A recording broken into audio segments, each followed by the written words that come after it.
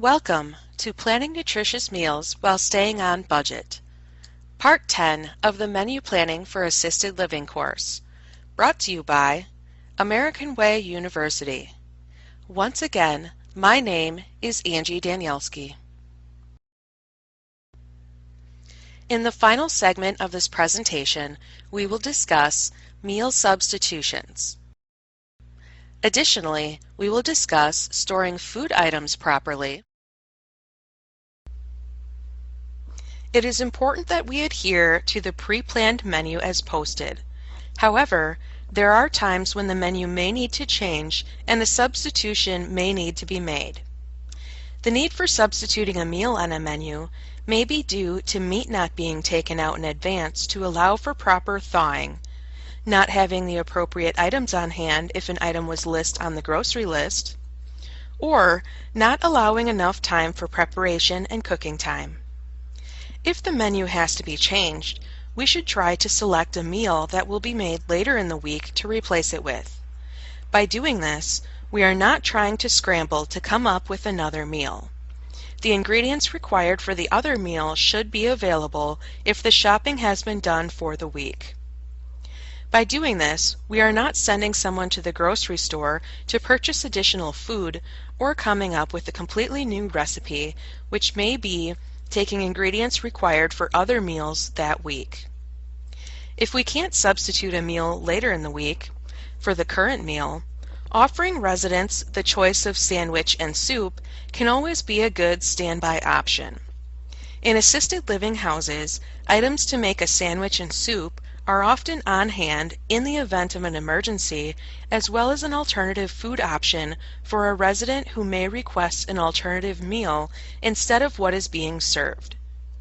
By using what we have on hand in our regular stock, additional money is not being spent on food items.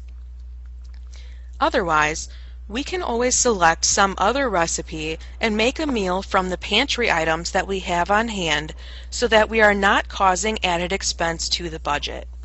Again, in this circumstance, we would be using items that we have on hand in the pantry rather than going out to purchase additional food items and incurring additional expense.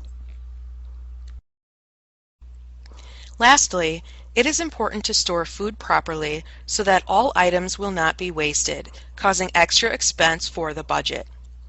Ensuring that food is stored at the proper temperature is the easiest place to start when discussing proper food storage of items. The refrigerator should be kept below 40 degrees and the freezer should be kept below 0 degrees. These temperatures should be checked and recorded on a regular basis. If the temperature of the refrigerator or freezer is ever found to be above these temperatures, we must discard all of the foods that require refrigeration or freezing. Having to throw away large amounts of food will cause a lot of additional expense to replace all of the items that were discarded.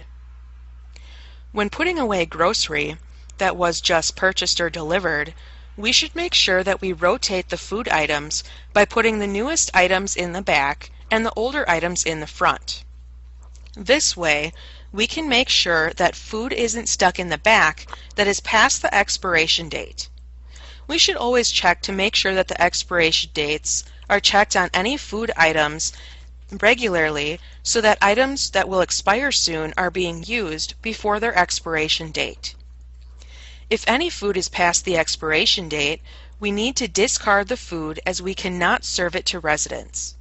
Again, anytime we have to throw away food, we are essentially throwing money away as we will have to purchase more food to replace the items that were thrown away, causing additional expense.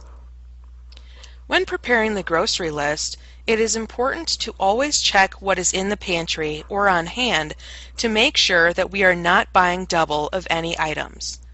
This can be wasteful and is not cost-effective for budgets.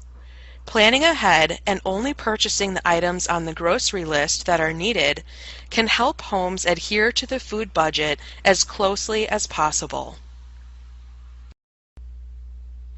This concludes the American Way University training of Planning Nutritious Meals While Staying on Budget, Menu Planning for Assisted Living. Thank you for your participation. For further information and training opportunities, please visit our website or feel free to call our office. Once again, thank you for your participation in the menu planning course. I hope that you found this information valuable and very informative.